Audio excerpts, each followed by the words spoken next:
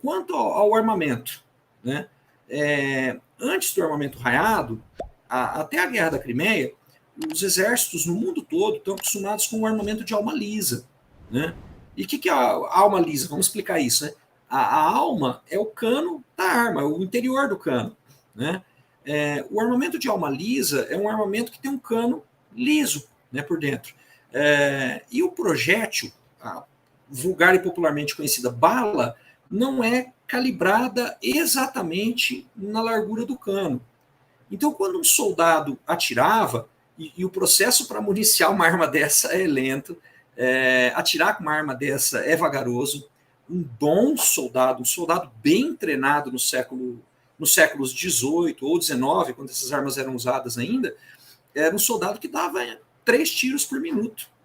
Comparado às armas portáteis que os soldados em todos os exércitos do mundo carregam hoje, é muito lento, né? Mas a gente tem que lembrar que todo mundo estava armado com isso, né? E o procedimento, o processo de carregamento também era muito lento, né? Vou tentar explicar rapidamente. O soldado carregava uma bala, parecia mesmo uma bala de chupar, né? Uma bala para crianças, né? Um doce. Era uma bala de cartolina amarrada nas 2 pontas. Em uma das pontas tinha lá o projétil arredondado, e o resto do corpo daquela bala era pólvora preta.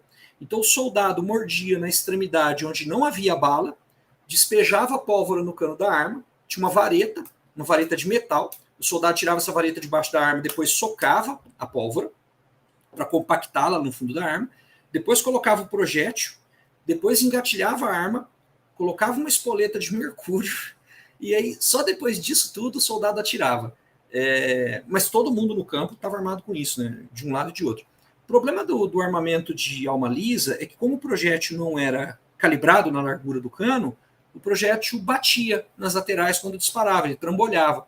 Isso diminuía a eficiência, diminuía o poder de impacto, né, diminuía um monte de capacidades. O armamento raiado, em inglês chamado rifle, né, rifle, né, rifle é a pronúncia em português, a palavra correta, a pronúncia correta em inglês, né, rifle. O projétil não, ele gruda nas raias. Se você olhar pelo cano da arma, você vai ver que ela tem um raiamento, uma espiral, parece um parafuso.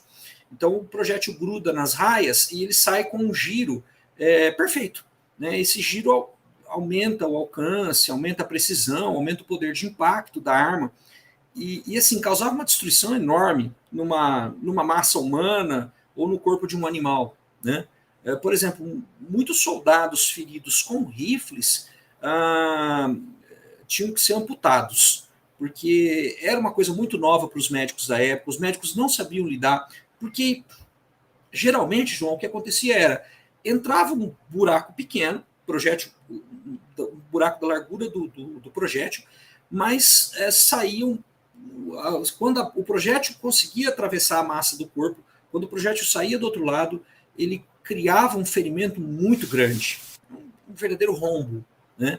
E muitas vezes, nos braços, nas pernas, os médicos não sabiam o que fazer, né? Não tinham o que fazer. Muitas vezes os médicos estavam em hospitais no próprio campo de batalha, hospitais que também eram bastante insalubres, né? Bastante desorganizados.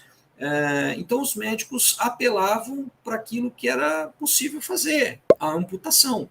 Então essas guerras, outra semelhança entre elas tiveram uma quantidade enorme de soldados feridos, mas com que tipo de ferimentos? Que é curioso, amputações. Veja, a amputação em guerra é uma coisa que sempre aconteceu, né? Amputação cirúrgica em hospital militar é uma coisa que acontecia nas guerras anteriores, mas nessas guerras, por conta da presença desse armamento, desse tipo de armamento, o volume de amputações passou a ser bem maior, porque era uma novidade para os médicos, né? Eles não sabiam como lidar.